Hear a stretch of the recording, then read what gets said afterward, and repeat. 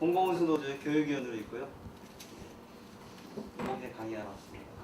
제가 좀 망설였던 게 중지위원들이시라서 다 알고 계시는데 굳이 이 교육을 해야 되는가라는 조금 갈등이 있었어요. 그리고 홈페이지 들어가 보니까 나름대로 이렇게 잘 정리해가지고 올려놓으셨더라고요. 문제점들에 대해서. 그래서 제가 정확하게 여기다가 얘기해야 되는 내용이 뭔지에 대해서 조금 걱정이 되는데, 일단은 제가 요 연봉제 강의 한 120번 정도 했거든요. 이 공공연맹 산하 사업장만. 뭐 연봉제는 핵심이 법적인 건 여러분 다 아시잖아요. 노동법상 그러니까 부입 변경이기 때문에 과반수 이상으로 조직된 노동자가 있는 경우 그 노동자 대표자의 사인, 과반수 이상으로 조직된 노동자가 없는 경우에는 과반수 이상 노동자의 개별 동의를 받으면 연봉제 도입되도록 되어 있지 않습니까? 현재 발전의 상황 제가 들었다시피 과반수 이상의 노동조합이 연봉제 도입할 가능성이 있기 때문에 들었고, 그래서 법적으로 명확해요. 과반수가 아닐 경우에는 조합은 대상자들의 과반수 이상의 동의를 득하지 않도록 규정하는 수밖에 없는데, 일단 제가 할 수 있는 거는 연봉제 싸움의 핵심은 집행부의 의사도 중요하지만 조합원 개개인이 연봉제에 대해서 아주 주체적인 판단을 내야 돼요. 그거는 누가 알려줘서도 아니고 누가 시켜서도 아니고 각자가 판단해요. 각자가 이 판단해서 나 이건 안 되겠다, 나 이거 내가 받겠다, 명확하게 자기의 남은 직장생활에 대한 운명은 본인 스스로 결정하는 겁니다. 근데 그 결정을 하도록 하는 소스를 제공하는 건 집행인 거죠. 그래서 대부분 제가 철도 교육을 했거든요. 전국을 돌아다니면서. 근데 맨 처음에 예를 들어서 어떤 전역대 사업장 한 200명 정도 철도 조합원이 뭐예요? 연봉제 찬성하시는 분 하니까, 연봉제 반대하시는 분 하니까 200명 중에 2명 들더라고요. 교육 딱 끝나 다시 물어보니까 200명 전원이 들었어요. 그래서 철도에서 연봉지상을 굉장히 강력하게 했거든요. 그러니까 제일 중요한 건 조합원들의 마음입니다. 일단은 연봉제를 반대한다는 조합원들의 기본적인 전제가 깔리면 투쟁이 가능한데, 연봉제에 대해서 명확한 자기 입장이 없으면 투쟁을 해보나 마나 끝나는 겁니다. 아예. 그리고 연봉제 싸움은 한 번에 안 끝나요. 굉장히 오래 갑니다. 이게 한 번 도입됐다 그러면 다 끝나느냐 그렇지도 않아요. 왜냐하면 연봉제가 간단하지 않아요. 굉장히 많은 제도적인 장치를 필요로 합니다. 사측 내에서. 그래서 굉장히 이유로 싸움이 되게 많고, 도입될 때도 굉장히 시간도 걸리고 도입되고 나서도 해야 될 게 너무 많기 때문에 어떤 경우에는 포기해서는 안 됩니다. 일단은 공공부사나 사업장을 중심으로 해가지고 연봉제 교육했던 내용을 할게요. 대부분 사업장 연봉제에 대해서 물어보면 이런 생각, 대세인데 어떻게 하겠어? 그 다음에 우리 힘있나? 싸워봤자 질 거 아니야? 라는 생각을 대부분 다 가지고 있어요. 그러다 보니까 어쩔 수 줘야 되지 않겠냐. 내지는 적당하게 교환하자 라는 생각, 패배주의적인 생각이 거의 굉장히 많이 있더라고요. 예외 없이. 근데 그래서 만약에 연봉제를 내어주면은 여러분들의 남은 직장생활 삶이 어떻게 될 것인가. 결론부터 말씀드리면 굉장히 처참하게 파괴되는 거죠. 거의 상상을 초월할 정도로 남은 직장생활이 여러분들 기다리고 있어요. 제가 실제 증명해 드릴 거고, 연봉제 도입하는 순간 남은 직장생활이 얼마나 처참하게 무너지는 걸 갖다 확인해 드리고 나중에 얘기를 해보도록 하죠. 소프트웨어적 구조조정은 이미 하드웨어적 구조조정 이미 많이 했죠. 지금도 하고 있고, 그러니까 사람 해고하는 것. 근데 소프트웨어적 구조조정은 이렇게 합니다. 사업본부제를 만들고 팀제를 조직 개편하고 경제를 시키는 거. 경제의 결과 임금과 승진을 연결시키고 능력주의 사회를 도입합니다. 그 다음에 마인드를 바꾸는 거죠. 고객 지향적으로. 요즘에도 노동조합 하는 인간이, 요즘에도 공공 서비스를 얘기하는 인간입니다. 그런 인간 마인드 가지고 살아남을 수 있겠어? 라고 얘기하는 거야. 솔직하게 얘기해. 그쪽에서 그냥 내놓고 얘기하는 거죠. 정신 나갔구만. 너 그래가지고 살아남겠니? 이렇게 노골적으로 얘기해요. 저희도 마찬가지예요. 제가 건보공단이 있는데 요즘에 아예 그 공격이 이념적으로 굉장히 많이 들어오고 있거든요. 이익을 내지 못하면서 그 자리에 앉아있을 수 있다고 생각해? 자신의 가치를 개발하기 위해서 애쓰지 않으면서 너 얼마나 다닐 수 있다고 생각하니? 물어요? 끊임없이. 차장을 통해서, 부장을 통해서, 교육을 통해서, 각종 홍보를 통해서. 그래서 끊임없이 마인드를 바꾸는 거죠. 이게 구조조정 이런 걸 하는데, 근데 비록 마음에 들진 않아요. 이런 게. 하지만 직장 생활 하려면 해야 되지 않겠습니까? 그렇잖아요. 해야 돼요. 마음에 안 들어도. 근데 이건 어떨까요? 이게 지금 금평이거든요. 팀장이, 여기도 팀체제 맞나요? 예. 그죠? 팀장이 팀원들 금평을 매기는 거예요, 이게. 보면 탑월부터 아주 미흡까지 있는데, 점수, 이게 비율이 있죠. 근데 문제는 여기는 강제 할당하게 돼 있어요. 무슨 말이냐면은 상대평가인 거죠. 그러니까 다 잘해도 누군가는 아주 매우 좋아요. 아침 8시, 7시에 와서 밤 10시까지 열심히 일해야 돼. 진짜 화장실 하나만 한 거 다 일해. 누군가는 아침을 붙여요. 누군가는 미국을 쳐요. 여기는 어때요? 여기 공평은 어떻게 해요? ABC 가나다라고 하죠. 중요한 건 상대평가냐 절대.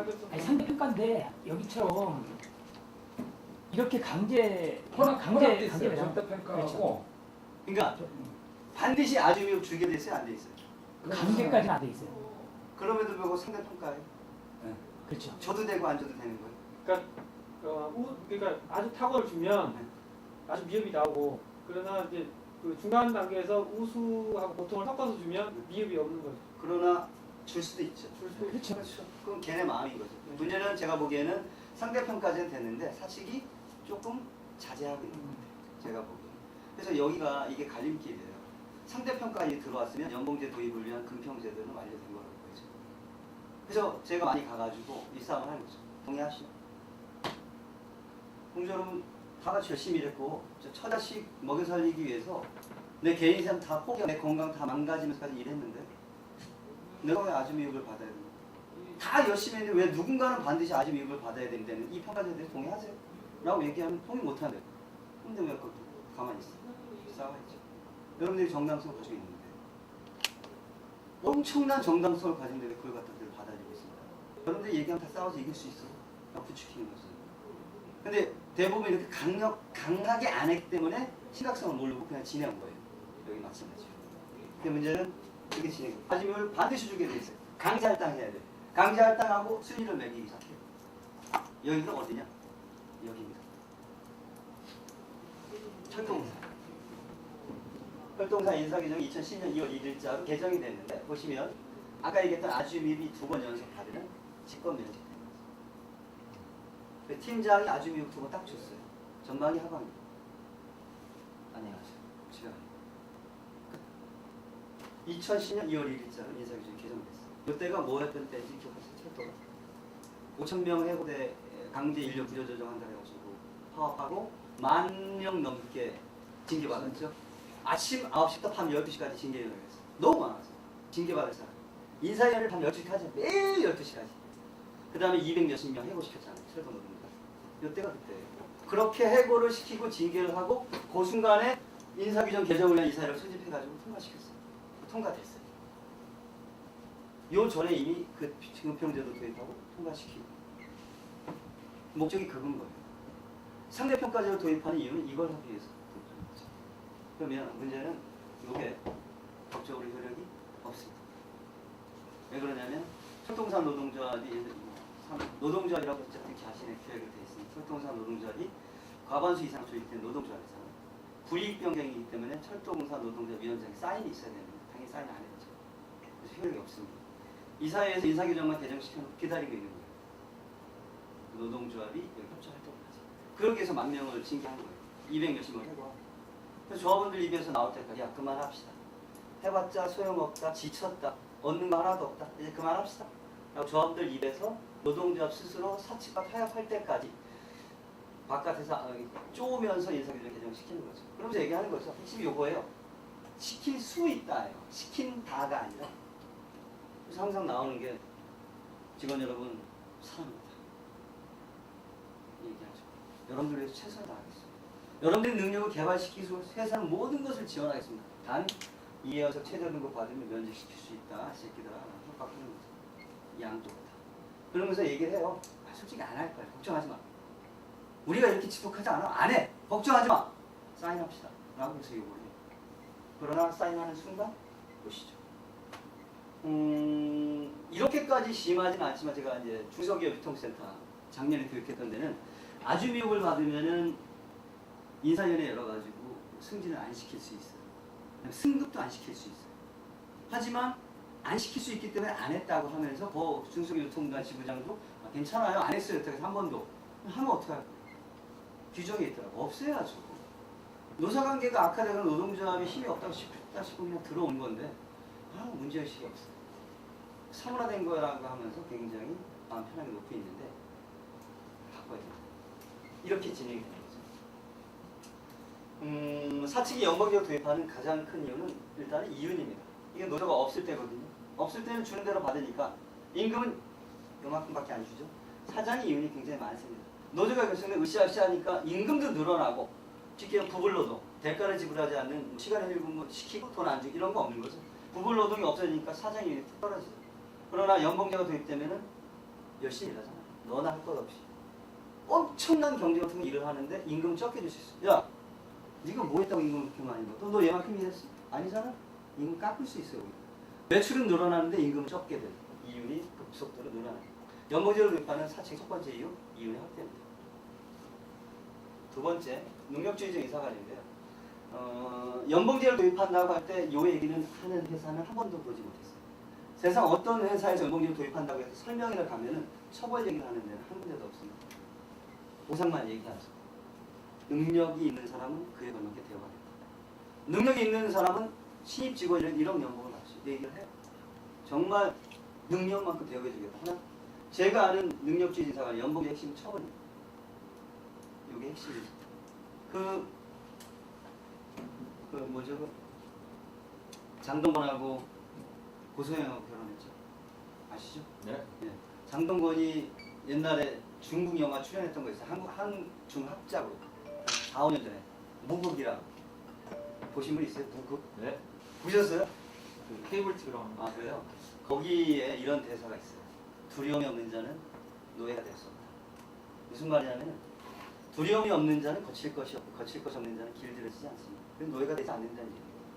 근데 만약에 이 가슴 속에 두려움이 가득한 사람은 어떨까요? 그 두려움을 이용하면 쉽게 길들일 수 있죠. 어떤 두려움이죠? 짤 수 있다. 내 임금이 확 깎일 수도 있다는 거예요. 이 두려움이 가득한 사람들은 너무 쉽게 관리할 수 있어요.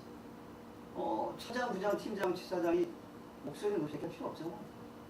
조그맣게 얘기해도 돼. 야, 너 그렇게 일하다가 어떻게 될지 너 알지? 조그맣게 얘기해 다 쉽게 관리할 수 있어요. 한마디. 그리고 말 안 들을 때마다 그 두려움을 상기시켜주면 돼요. 가끔 한 번씩은 알아서 기죠. 능력주의 인사관리 연봉제 핵심은요. 처벌이에요. 핵심적으로. 알아서 기죠. 경쟁하죠. 그 알아서 기는 경쟁의 마음이 노조로 가는 마음에서 회사로 가게 만드는 거죠. 연봉제를 도입하는 두 번째 이유는 여기 노조를 좀 회사로 만드는 관리가 용이하다. 핵심적인 사람입니다. 넘어갑니다. 연봉제를 도입하기 위해서 몇 가지 사전 정지 작업이 필요한데요. 성과급으로 훈련합니다. 들어왔죠? 그 다음에 각종 수당 다 없어졌나요? 많이 없어요. 아직은 있어요. 네, 아직. 예를 들면 이런 거 있잖아요. 그 근속 수당 같은 거. 애초에 예전에- 없어요. 아, 그런 거 없었어요? 남아있는 수당이 뭐 있어요? 남아있는 수당이 뭐 환경 수당, 건조 수당. 근데 건강보험공단만 해야 되는데 거의 없어졌어요. 수당이. 남아있는 가족 수당하고 장기근속 수당 이 정도 남아있거든요. 장기근속 수당이 좀 있으면 없어질 것 같아요. 무슨 말이냐면은 연봉제의 핵심은 실적에 따라 임금을 주는 거예요. 근데 뭐 몇 년 되면 누구나 준다든지 애가 있으면 준다든지 이렇게 자신의 실적과 관계없이 주는 수당은 없어집니다. 연봉제를 도입하기 위해서. 사전 정지 작업은 각종 수당이 없어져요. 임금 책임 딱 하나, 기본급, 성과급 두 개는 나눠져야 돼요. 그래야지 아주 간단하게 관리할 수 있습니다. 사전 정지 작업 들어가죠. 사칭갑의 연봉제 도입 지금 하고 있잖아요. 이것이 진행되고 난 다음에 전 직원 연봉제로 도입이 돼요. 사전 정지 작업으로. 다 똑같아요. 도입되는 과정은 처음에 임원이나 고위관리자, 중간관리직, 마지막 전사원 이렇게 된 거죠. 지금 발전은 여기까지 들어와 있는 상태인가요? 예. 그렇죠. 제가 돌아다닌 공공노조 사업장들은 다 여기까지 했어요. 그래서 중간관리자의 연봉제가 도입된 걸 막는 싸움을 할 때 제가 투입돼서 교육을 했던 거예요. 왜냐하면 쉽게 얘기해서 여러분도 아시겠지만 팀장에게 연봉제가 도입되면 전사원에게 별 관련이 없다? 아니죠 당연히. 요즘 어떻게 하냐면은 그 팀의 실적을 가지고 그 팀장의 고용 문제, 임금을 결정하니까 눈발이 뒤집히잖아요. 팀장만 도입돼도 이미 전사원한테 도입된 것과 비슷한 결과가 없는 거죠. 그래서 팀장 도입에 차원을 걸고 싸워야 된다. 이게 핵심이었어요. 여기 저지서를 치고 싸워라. 팀장 도입되면 다 죽는다는 각오로 싸워라. 팀장 도입되면 무너진다. 그래야 전사원을 지킬 수 있다. 이렇게 교육을 했는데 이제 발전이 만약에 중간관리자까지 도입됐다면 진짜 이거는 이제 명운을 걸고 싸워야 되는 시점이죠. 모든 걸 걸고. 왜냐면 너무 많이 들어왔기 때문에. 공공부문 사업장의 경우에는 좀 다를 텐데 연봉제를 도입할 때 첫 번째는 플러스성을 얘기합니다. 이게 때문에 노동자들이 굉장히 많이 속아요. 지금 받는 임금 안 깎을게. 걱정하지 마세요. 더 줄게. 안 깎는다니까? 일 더 잘하는 사람 더 준다니까? 걱정하지 마세요. 찍읍시다. 이게 이 플러스성을 얘기할 때 언제 그러냐면 노동조합의 저항이 심할 때, 조합원들이 연봉제에 대해서 동의하지 않을 때 플러스성을 강조하죠. 걱정하지 마세요. 받던 이거 그대로 받게 했을 때 걱정하지 마. 더 줄 테니까 찍자라고 얘기하는 거예요. 오히려 더 받을 수 있는 기회를 노동조합이 막는다라고 역선전을 해요. 사실 이 플러스성입니다. 공공부문 사업장 그러나 플러스성이 적용되지 않습니다. 왜냐하면 우리는 뭐 총액임금제, 임금 가이드라인에 의해서 임금이 결정돼 있어서 처음부터 시작이 제로섬이에요. 여기 노동자 임금은 여기 가져가는 상태. 옆에 노동자 옆에 피가 철철 흐르는데 다른 노동자 그 사람 뜯어먹는다. 여기서부터 시작을 하게 최종적으로는 마이너스으로 가게 돼 있습니다. 전체 노동자 임금은 삭감하는 것입니다. 공공부문은 애초에 이것이 불가능하다라는 것이 특징이에요.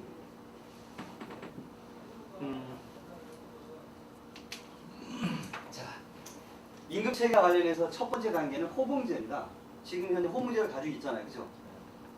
이게 사회복지 거의 개판이지 않습니까? 그 다음에 우리는 한창 연령이 올랐을 때 임금을 많이 받아서 모아주지 않으면 우리 사회는 살 수가 없어요. 왜냐하면 자녀 학자금이나 결혼 비용 이런 것 때문에 사회복지가 개판이니까 호봉제라는 것이 전애들은 전근대적인 임금체계라고 얘기하는데 한국 사회에서는 라이프 사이클에 맞춰 가장 합리적인 제도예요. 현재로서는 더 이상의 좋은 제도는 없습니다. 쟤들이 얘기하는 것은 당당하게 맞받아칠 수 있어야 돼요. 왜냐하면 요즘에 고등학교 애들 과목 하나에 50만 원 그냥 하잖아요. 심한 경우 100만 원 가죠. 될 수가 없어요. 그 근본적으로 그 비용 자체를 감당할 길이 없어요. 호봉제를 했는데 이 호봉제를 깨기 위해서 두 번째로 사측이나 정부가 도입한 게 성과급을 도입하는데 공단 전체적으로 또는 지사별, 팀별로 훈련을 시켜요. 세 번째 단계는 무늬만 연봉제만 도입하자고 요구합니다. 걱정하지 마세요. 무늬만 연봉제다. 우리 진짜 그렇게 안 한다. 정부가 하려니까 어쩔 수 없이 하는 거니까 제발 합시다. 실질적인 연봉을 절대 할 의사 없으니까 사인하자. 그래서 무늬만 연봉제 도입해요. 호봉제라는 이름이 없어지고 아주 약간의 차등을 두는 거의 미미한 수준의 임금 차이를 기반으로 한 무늬만 연봉제를 도입해요.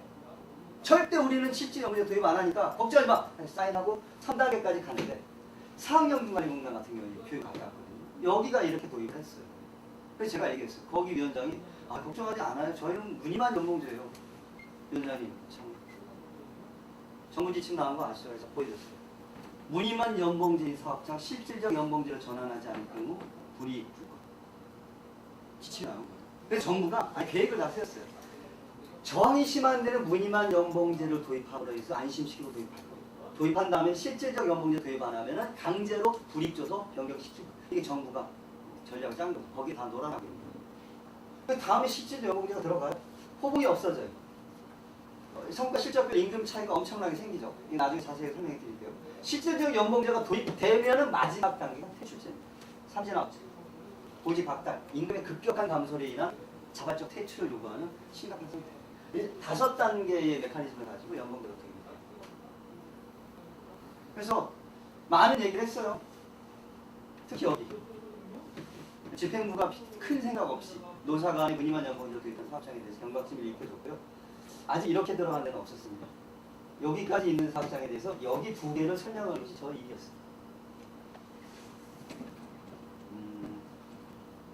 연봉제 도입하고 사람들을 퇴출을 시킬 때 가장 기본한 게 전기안전공사가 하위직 중에 업무 부적격자 2%인가 3% 정도를 선택해가지고 거기가 6개월 동안 교육만 시킨 적이 있어요. 보직을 안 주고 나가는 거예요. 그 다음에 승급을 시키지 않았어요. 전기안전공사 실제 이해로. 그래서 퇴출제의 단계적 도입이라는 명령까지 조금 들어온 거였습니다. 건강보험공단이 재작년 단협 때 하위 3% 퇴출을 갖다가 이사장 들고 나왔었죠. 하위 3% 무조건 퇴출시키자 라고 얘기했었고, 근데 문제는 연봉제를 도입해서 사람을 퇴출시킬 때 어떤 문제가 있냐면은 사측이 정말 심각하게 문제 있는 사람을 갖다가 골라요. 그러니까 능력도 없고 인간성 거지 같고 팀워크 꽝이고 근태 엉망인 인간을 갖다가 하나 퇴출시키고, 그러면 직원들이 박수쳐. 이야, 연봉제 좋은 것도 있네. 그럼 노동자의 입장에서 저거 분명히 퇴출이 맞는데 개입해서 뭔가 하기가 껄끄러워요. 왜냐하면 저걸 좋아하니까. 문제가 있는 인간이 너무 명확하니까 쉽지 않은 거예요. 그래서 그 사람이 나가요. 두 번째는 도와줘야 되나 말아야 되나 갈등을 느끼고 있는 사람이 또 나가요. 세 번째 누굽니까? 저자. 아주 단계적으로 직원들의 반발을 최소화하면서 아주 세련되게 이걸 다 누가 시키냐? 경청에서 나와 있죠. 경청 각 기업마다 나와가지고 구조조정할 때 그 부작용을 최소화시키고 직원들의 반발을 적게 하는 방식으로 다 컨설팅을 했죠. 공기업에 경청에서 사람이 나섰죠. 이건 한 관광공사인데 처음에 이제 연봉이 최저연봉 보장 밑길 연봉이 도입한 건데 보세요. 최저연봉 보장되기 때문에 반발을 더했다. 근데 뒤에 이게 핵심이죠. 완전한 성과지 연봉제를 가득 하겠다. 사장이 짠 겁니까? 돈을 더 주기 위해서 연봉제 도입한 사장은 없다는 얘기예요. 처음에는 어떤 말이든지 무슨 말이든지 하는 이게 핵심이에요. 연봉제를 도입하기 위해서 나중에 발전해서도요. 만약에 직원들이나 조합원들이 거세게 반발해서 연봉제 도입할 가능성이 없어져 보인다 싶으면 어마어마한 당근을 내놓을 가능성이 있어요. 별짓을 하요. 협박도 하는데 당근도 내요. 그리고 온갖 약속들을 다 할 거예요. 중소기업 연통공단 같은 경우에 임금을 10%를 올려주겠다고 했어요. 이 사장이. 그 당시에 이 연금 가이드라인이 3%였거든요. 정부에. 근데 이 사장이 그 노동자 지부장한테 내가 책임져. 내가 책임져. 정부 내가 알아서 할게. 내가 10% 올려줄 때 걱정하지 마시고 사인하세요. 그래서 제가 그거 들고 저한테 교육해가지고 얘기해주죠. 아니 사인해놓고 나서 그 사람 약속 안 지키면 그만이에요. 그러나 당신이 사인한 연봉이 그냥 도입돼버립니다. 누가 책임질 거예요? 그것도 역시 수법이거든요. 얘기를 해줬죠. 지사장은 약속해놓고 나서 안 지키면 그만인데 연봉제 약속은 되돌릴 수 없으니까 당하지 마세요. 사측은 정말 상상할 수 없는 약속들을 할 수 있어요. 조합원들을 현혹시키기 위해서. 그걸 가지고 투쟁하는 것도 굉장히 어려울 거예요. 여기 이제 정부기관 연봉제 도입에 있는데 여기 보시면 여기 하나 둘 셋 네 개가 MB 정도 들어서 통폐합됐죠. 여기에 뭐가 도입되냐면은 본부장 단장 이진학제 전 직원에게 3진학제가 도입되는 거죠. 3번 연속 연봉이 삭감, 즉 실적이 삭감되면 자동으로 퇴출됩니다. 그러니까 연봉제가 드디어 직원을 구조조정하는 것과 연결이 되는 거죠.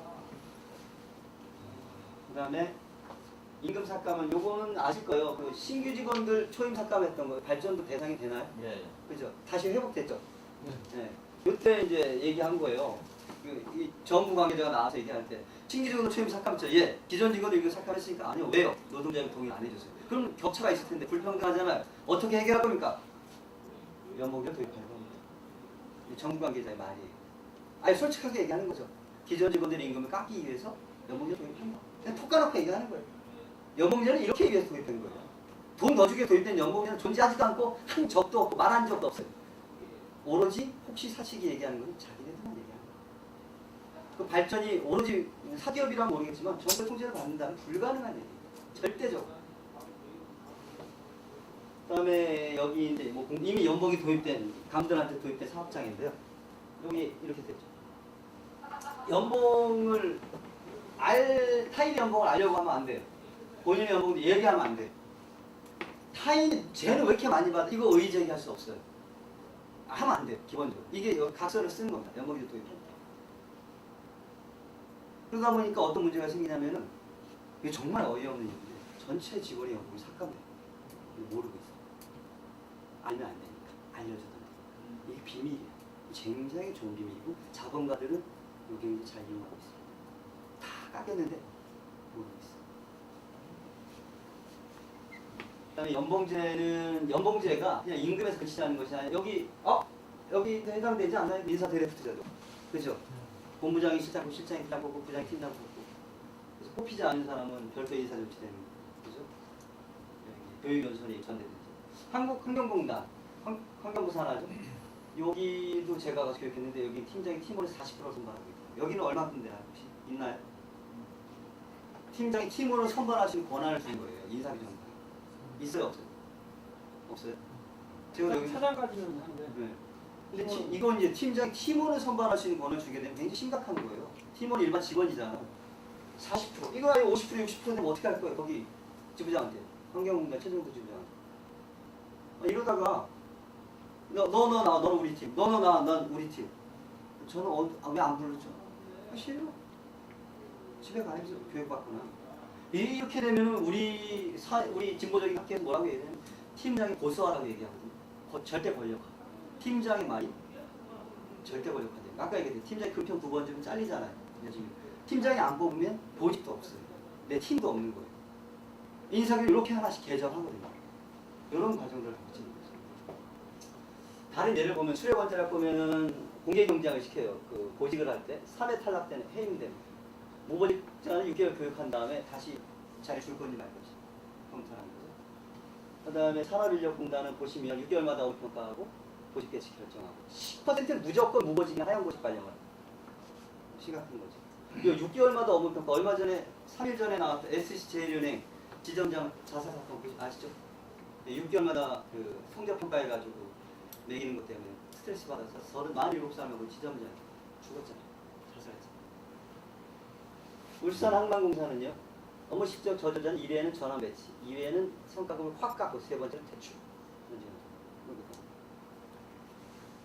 이게 그래서 다 연봉제가 퇴출제랑 궁극적으로 이렇게 맞닿아 있어요. 아주 연봉제에 대해서 굉장히 많은 직원들이 굉장히 환상을 가지고 있거나 심각성을 몰라요. 임금에만 연관된 걸 알아요. 근데 이게 궁극적으로 퇴출제랑 연관돼 있고 이거 핵심이거든요. 한국석유공사는 노사각동으로 만드는 이게 2년 동안 성과가 낮으면은 성과급을 아예 안 주고요. 기본급을 깎아요. 예를 들어서 5천만 원이면 성과급이 2,500, 기본급이 2,500인데 성과급 안 주고 2,500에 기본급 반을 깎으면 1,100만 원 받는 거예요. 그러면 그 회사 다닐 이유가 없잖아요. 알아서 나가겠구나. 실질적으로 퇴직을 유도하게 됐고서 예상한다. 도입했어요. 이렇게까지 하는 거죠. 그래서 수당을 주면 안 되는 거예요. 이래서요. 성과급, 기본급. 이래야 간단하게 나오는 거죠.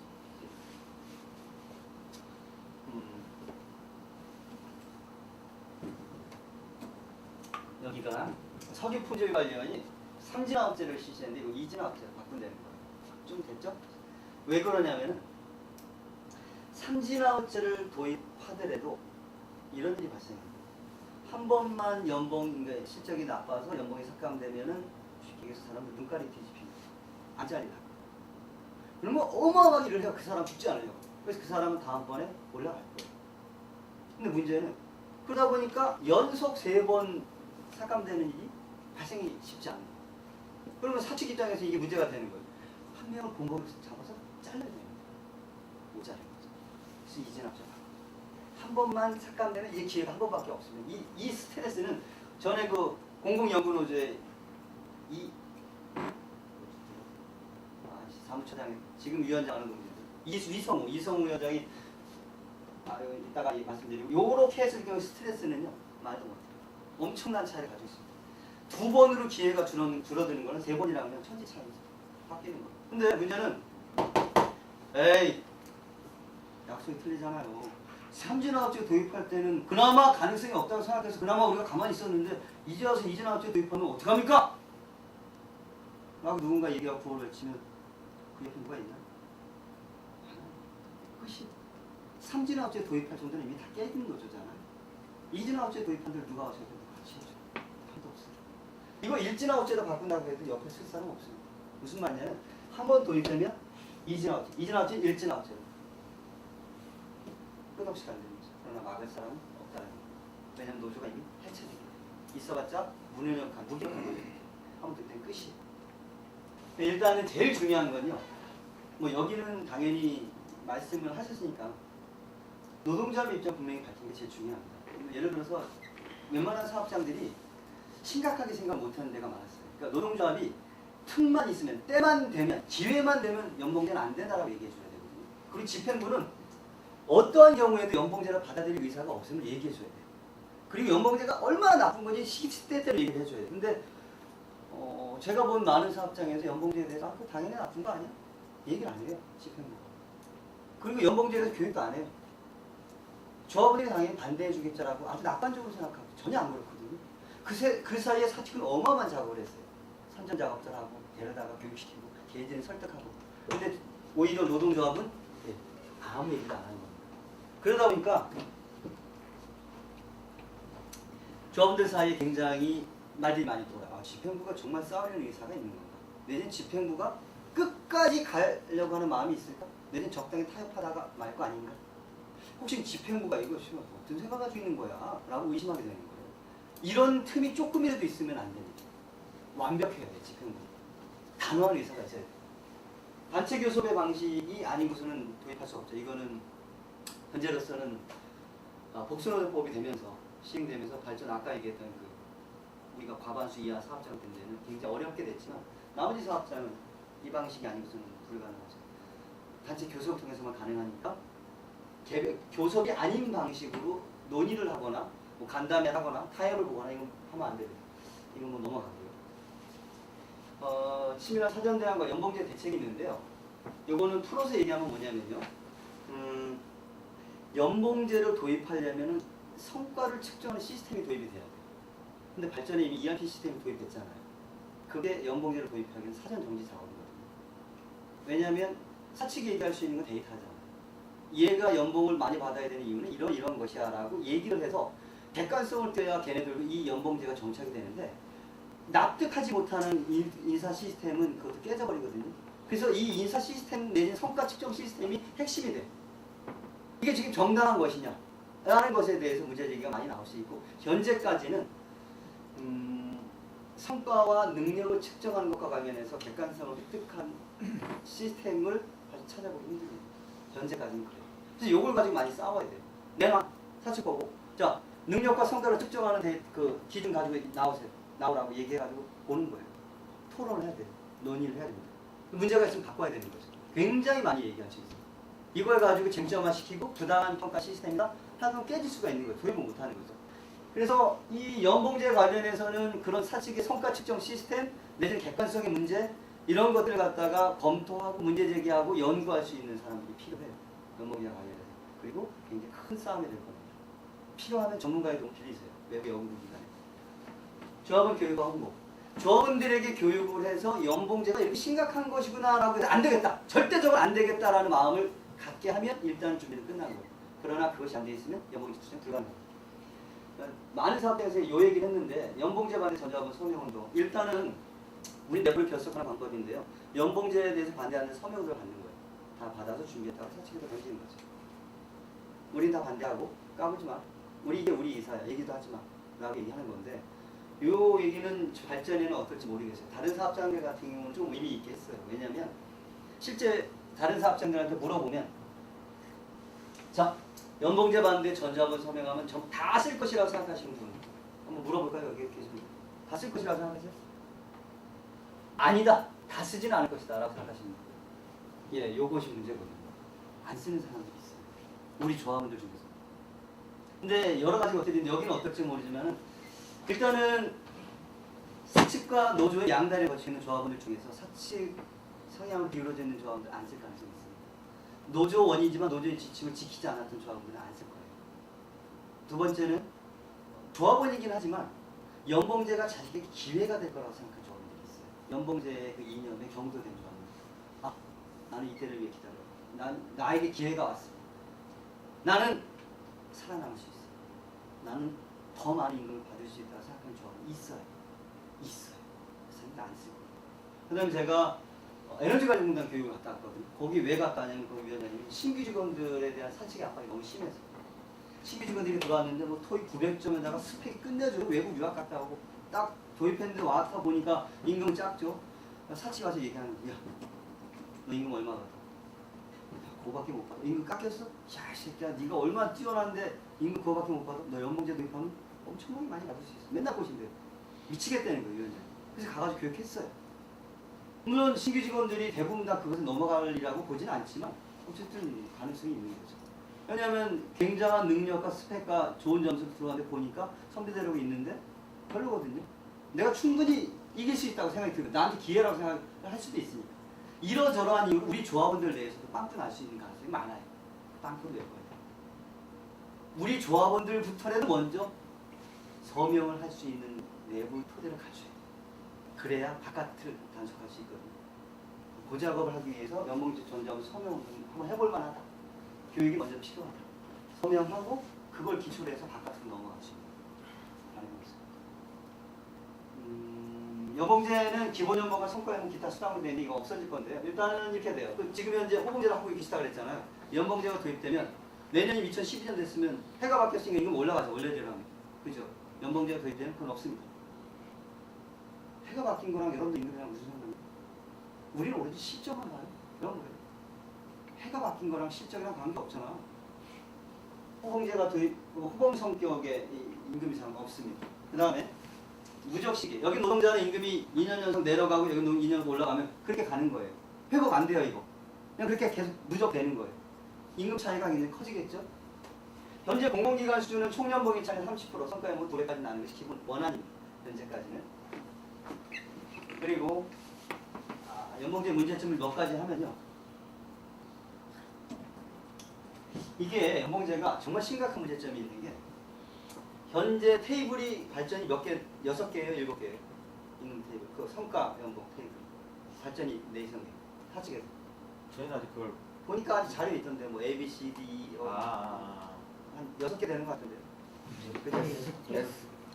S, A, B, C, D가 되죠? 대충 어쨌든 예. 어쨌든요. 문제는 현재의 현행 상태로 보면 가능한 기본 연봉수는 한 개예요. 왜냐하면 단일 호봉제잖아요. 맞죠? 이거 딱 연봉 임금 체계가 딱 하나입니다. 근속 연수 들어온 입사 연도 해가지고 호봉이 딱 하나예요. 똑같게 돼 있어요. 그 직급에 맞춰서. 근데 5년 차 되면 만약에 지금 정부 아는 S, A, B, C, D까지 5개인데 지금 발전은 6개, 7개. 7개. 그럼 여기가 SDF까지. 7개가 되는 거예요. 1년 차에. 그죠? 그럼 두 번째는 2년 차에는 7개 중에서 2호 등급에 해당한 사람 중에 또 7개가 나올 수 있겠죠. 두 번째 등급 받은 사람도 7개 나올 수 있겠죠. 이해가 가죠? 무슨 말이지? 각 등급마다 또 7개의 등급이 나올 수 있다는 거예요. 중복되는 걸 빼고 계산하면 이거는 5개일 때입니다. 정부 안대로. 2년 차에 15개고요. 3년 차에 35개의 등급이 생겨요. 테이블이. 4년 차. 이거는 관리가 안 돼요. 무슨 말이냐? 사측도 관리가 안 돼요. 이 임금체가 어떻게 할 거예요? 이거는 감당이 안 됩니다. 단일 호봉 체계는 가능한데 이렇게 등급이 5개로 나눠주고 나면 관리가 안 되는 거예요. 무슨 말이냐면요. 나중에는 주는 대로 객관성이라는 게 없는 거죠. 이거 어떻게 가져요? 이 등급 테이블. 기업계노조의 지정부도 연봉제만큼은 네. 뭐 본인들이 안 받는다, 예. 그러면 사인 안 한다 예. 이런 것들을 하고 있는데 또 한 사측에서는 뭐 기범 실시다, 뭐 본사만 뭐 하자, 뭐 그렇죠. 아니면 그렇게 뭐 해요. 본인만 뭐 하자. 네. 그래서 그거를 그냥 단일 노조면 어쨌든 뭐 조합원들 뭐 저기여든 아니면 뭐 하든 그렇게 하겠는데 이 방법이 좀 묘연했어. 혹시 이제 어떤 그런 사례들은 혹시 없나요? 이런 사례는 처음이에요. 지금 현재 공공수사업장은 다 대빵 사업장이에요. 네, 대부분 다 우리가 거의 다수를 차지하고 있는 거예요. 처음입니다. 그래서 여기서 저도 고민이 되는 거죠. 어쨌든 그들에게 전달을 해야 돼요. 그들이 속한 조합원들에게 전달 안 하고 우리가 해야 돼요. 방법인 것 같아요. 근데 이거는 해볼 만한 사안이죠. 너무 심각하니까. 근데 만약에 우리가 지금 이제 우리는 차장이 아니고 그 조합원이 아닌데 이제 복수노조가 되면서 이제 뭐 단협이 있으니까 어쨌든 아닌데 이제 사유를 잡혔기 때문에 조합원으로 많이 받았다. 그랬을 때 지금 거기는 지금 어쨌든 연봉제를 하고 있잖아. 그러면은 그 사람들을 만약에 이렇게 조합원으로 가입되면서 이렇게 변경할 수도 있는 거지. 한번 이렇게 가면 이제 그러니까 상급 팀장이잖아요. 그 직급의 연봉제가 도입됐다면은 그것을 적용을 받는 거예요. 우리 조합원이 아닌데. 적법한 절차를 거쳤다고 하면 적용이 되는 거예요. 그래서 과반수 이상이 과반수 이상의 노조에 허락. 이제 안 되면 과반수 이상의 동의. 받았으면 일단 만약에 이제 다시 되돌리려고 하면 상급들 과반수 이상의 동의를 받아서 다시 되돌리는 작업을 할 수 있겠죠. 그 상급 예, 그렇죠. 전제로서는. 근데 이게 조금 애매하긴 하지만 전제로서 사회보험지구 같은 경우는 과반수 노조예요. 근데 3급 조합원들은 얼마 안 돼요. 3급은 간부들이잖아요. 근데도 불구하고 3급 직원들한테 연봉을 도입할 때 우리가 동의해요. 그러니까 노동부는 해석을 어떻게 하냐면 3급인데 그럼 그 직급 사람들만 별도 물어서 과반수 이상 동의하면 도입해도 된다라고 얘기했지만 현재 대법원 판결은 4급 이하 직원들이 금방 3급이 될 건데 우리의 권리 침해하는 거기 때문에 과반수 노조가 있다면 뭐 편하게 느껴라라고 했기 때문에 사측이 우리의 동의를 요구하고 있어요. 현재 사측도 아닌 거죠. 근데 인정한 거예요. 그래서 상급 도입을 현재 못하고 있고 우리 조합은 몇 명 안 되지만 상급 그러나 우리가 맡고 있기 때문에 상급도 못하고 있어요. 저희 같은 경우 아까 그러니까 지금 그걸 판단하셔야 되는데 저희는 팀장이 차장인데 간부예요. 초급 간부. 초급 간부인데 조합원은 얼마 없어요. 사측은 상급 팀장부터 우리는 이제 간부라고 취급해서 한 통속이라고 보는 거죠. 3급까지는 간부, 4급이 아니라 일반 직원 이렇게 보는 건데 3급 팀장을 우리는 조합원으로 받고 있어요. 조금밖에 없어요. 그렇지만 우리 사회보험지구가 과반수 노조이기 때문에 우리가 동의 안 하면 3급들을 도입 못해. 그래서 저희가 지금 맡고 있어요. 팀장하고. 소위 1, 2급에 대해서는 안 모든 돼. 1, 2급은 현재에서 저희가 건드리지 못합니다. 그러니까 사부랑 우리랑 그 단체 협약이 옛날부터 좀 달랐거든요. 그 부분에 좀 혼란을 많이 겪는 것 같아요. 우리는 기한적 유무자비라고 해서 조사 간의 합의로 조합원 범위 확정하고 있어요. 그게 이제 법에 가서도 지는 경우가 있었던 것 같더라고요. 1, 2급의 경우에는 예를 들어서 우리가 할 수 있는 것은 정당성을 가지고 압박하는 정도 수준 이상은 안 돼요. 문제제기를 하는 거죠. 네, 그래야지 3급이라는 그게 전파되기 전에 막는 거죠. 1급도 너무 심각하다. 아무리 우리 조합은 아니지만 그런 식으로 공단 운영 곤란하다고 해가지고 여론전, 선전전 수준 정도는 안 됩니다. 그러나 3급서부터는 우리가 막을 수 있고 법적으로 권한이 있습니다. 구별이 되는 거죠. 우리가 움직여서 막을 수 있는 것과 물리적인 불가능한 것. 그러니까 발전은 여하튼 사부하고 좀 다른 것 같은데 발전은 명확해요. 간부면 간부고 그 조합원이면 조합원. 그 뭐 중간 지대가 없어요. 어떤 직급에서 간부 영역 간부도 있고 비조합 조합원도 있고 그런 영역이 있는 게 아니고 조합원 아니면 그냥 간부 100%.